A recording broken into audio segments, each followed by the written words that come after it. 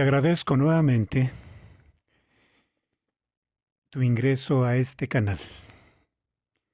En esta ocasión quiero compartirte una nueva reflexión de Caminante Wanderer, titulada, como ya lo viste, El drama de los buenos sacerdotes. Seguramente, si has visto anteriores videos, te has dado cuenta que hicimos referencia en algunos de ellos del punto de vista del Papa Benedicto XVI con respecto de la crisis profunda que vive nuestra Iglesia Católica. El Papa expresa con mucha claridad que esta crisis profunda es fundamentalmente de carácter clerical, es decir, se refiere al clero, sacerdotes, obispos, arzobispos, cardenales, religiosas, incluso el mismo Papa. Nos hace referencia a que el asunto de la fe en ellos está en crisis. Sin embargo, en estos tiempos, siglo XX, siglo XXI, esta ha sido la idea expresada por nuestro Papa Benedicto XVI. Sin embargo, en el siglo XIX, seguramente ya lo sabes, tuvimos las palabras de la Virgen de la Salette, que hacen referencia y de manera más cruda a esta situación de la crisis de fe que vive el clero. Quiero que recordemos estas palabras de la Virgen de la Salette, referidas pues a este problema de la fe del clero. Vamos a tomar este librito donde se hace referencia a ese contenido, escrito por el abate Guin o Goin. En este libro nos expresa el abad aquello que le dijo la Virgen a Melania, y es lo siguiente: Melania, esto que yo te voy a decir ahora no será siempre secreto. Puedes publicarlo en 1858. Los sacerdotes, ministros de mi hijo, los sacerdotes, por su mala vida, por sus irreverencias y su impiedad al celebrar los santos misterios, por su amor al dinero, a los honores y a los placeres, se han convertido en cloacas de impureza. Sí, los sacerdotes piden venganza, y la venganza prende de sus cabezas. Ay de los sacerdotes y personas consagradas a Dios, que por sus infidelidades y mala vida crucifican de nuevo a mi Hijo. Los pecados de las personas consagradas a Dios claman al cielo y piden venganza. Y he aquí que la venganza está a las puertas, pues ya no se encuentra a nadie que implore misericordia y perdón por el pueblo. Ya no hay almas generosas ni personas dignas de ofrecer la víctima sin mancha al Eterno por el mundo. Dios va a castigar al mundo de una manera sin precedentes. Ay de los habitantes de la tierra. Dios va a derramar su cólera y nadie podrá sustraerse a tantos males juntos. Los jefes, los guías del pueblo de Dios, han descuidado la oración y la penitencia, y el demonio ha ofuscado sus inteligencias. Se han convertido en esas estrellas errantes que la antigua serpiente arrastrará con su cola para hacerlos perecer. Dios permitirá al diablo poner divisiones entre los soberanos, en todas las sociedades y en todas las familias. Se sufrirán penas físicas y morales. Dios abandonará a los hombres a sí mismos y enviará castigos que se sucederán durante más de 35 años. La sociedad está en vísperas de las más terribles calamidades y de los más grandes acontecimientos. Se verá obligada a ser gobernada por una vara de hierro y a beber el cáliz de la cólera de Dios.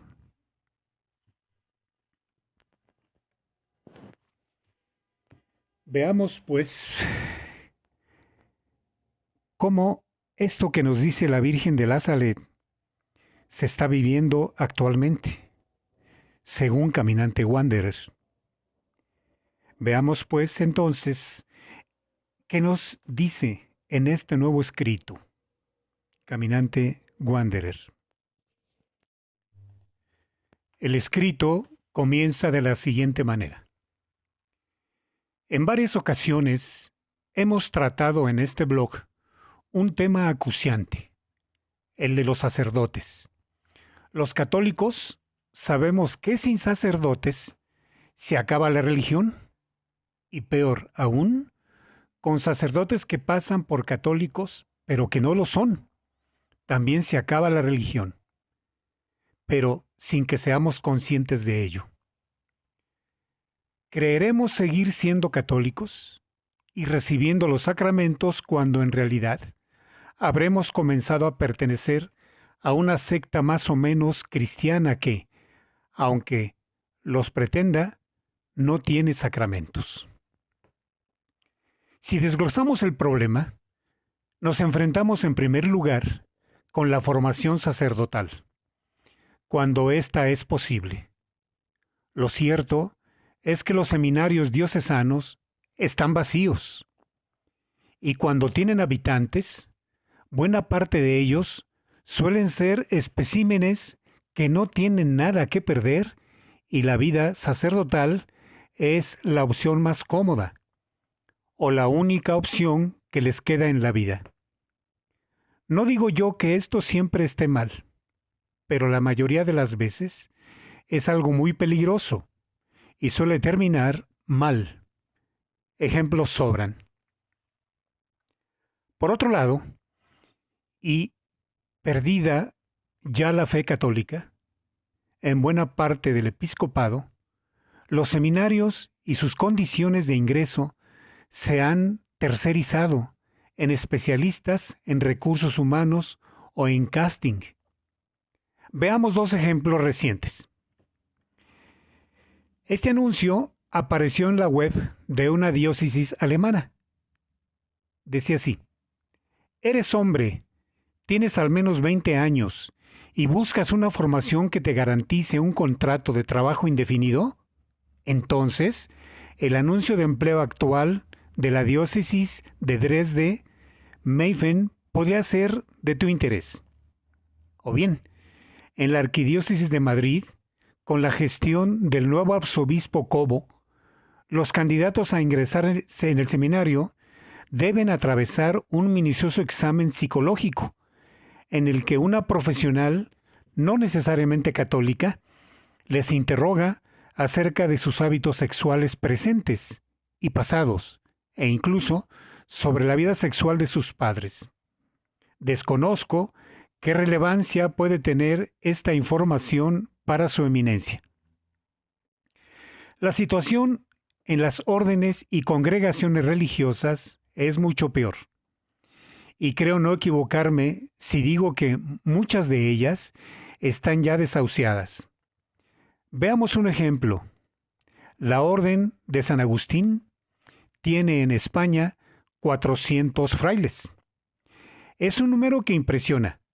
Sin embargo, a poco de escarbar, se descubre que la inmensa mayoría de ellos son mayores o muy mayores. Es decir, cualquier joven que crea tener vocación para ingresar a esa orden benemérita deberá saber que su vida estará dedicada a cuidar ancianos, en el mejor de los casos, o a administrar la ingente cantidad de colegios y bienes que poseen en el peor. No tiene sentido la renuncia, se puede ser un muy buen enfermero o un muy buen contador sin hacerse fraile. La situación actual de los sacerdotes, si pasamos al segundo nivel de desglose, es muy compleja. Buena parte de los sacerdotes jóvenes, y me refiero a los menores de 40 años, poco más o menos, son de tendencia conservadora o tradicional. Hace poco se conoció un estudio realizado en los Estados Unidos y del cual resultaba que el 52% de los sacerdotes ordenados recientemente se consideraban conservadores o muy conservadores, el 44% moderados y solo el 4% eran progresistas. Probablemente en ese país los porcentajes sean un poco más elevados que en el resto del mundo, pero lo más lógico es que un sacerdote joven y normal sea conservador, ya que ningún joven va a ofrendar su vida a Dios para bendecir y alentar las mismas situaciones de pecado y mundanalidad de las que se salió. El problema, que es gravísimo, surge con los obispos que no necesariamente son progresistas, sino que son ignorantes e incapaces de gobernar siquiera una parroquia. Hace algunas semanas, en un sinceramiento fruto seguramente de su estupidez, un cardenal, miembro del dicasterio de los obispos, es decir, los que deciden sobre el nombramiento de los obispos, admitió en una reunión pública que la directiva es no elegir obispos entre los sacerdotes que sean profesores universitarios o que tengan títulos académicos. Los obispos deben ser pastores, es decir, tener olor a oveja, y así le va a la iglesia cuando estos ejemplares se calzan la mitra. El problema no es su falta de titulaciones ni sus fragancias más o menos ovinas. El problema es la pasmosa modestia de entendimiento que suele caracterizarlos. Son incapaces no solamente de recitar el Padre Nuestro en latín. Muchos recordamos el lastimoso video de un primado haciendo pininos no ya para declinar la lengua latina, sino para leerla, sino de mantener una discusión medianamente seria sobre temas de incumbencia. Quiero decir con esto que algún sacerdote joven y conservador que comience a ser perseguido por su obispo, como sucede habitualmente, no podrá defender su postura en un diálogo franco y paternal, sencillamente porque su obispo no sabe los rudimentos de la teología y ni siquiera ha leído con comprensión lectora los documentos del Concilio Vaticano II. Se maneja con eslóganes y sobre todo por obediencia servil a quien le debe todo, es decir, a Francisco. Frente a una situación de mínima complejidad con sacerdotes conservadores, correrá a Roma a pedir instrucciones. Él es incapaz de tomar una decisión y no por tímido, sino por inservible. Es muy preocupante la situación de muchos y muy buenos sacerdotes católicos que están siendo perseguidos, cada vez de un modo más cruel por sus obispos. Y esto se da en todas partes. Y lo que más preocupa y duele es que los obispos están jugando con la vida de personas jóvenes que se entregaron completa y generosamente a la Iglesia. Y es la Iglesia la que a través de sus obispos los está golpeando permanentemente. ¿Cómo pueden hacer para mantenerse incólumes frente a las ocasiones y tentaciones permanentes que les ofrece el mundo? Lo que están haciendo los obispos, alentados por Roma, es criminal. Será este tema de un próximo post. Y, si lo vemos desde el punto de vista de los seglares, el problema es que nos quedaremos sin buenos curas, o al menos, y en el mejor de los casos, nos quedaremos sin buenos curas en situación regular.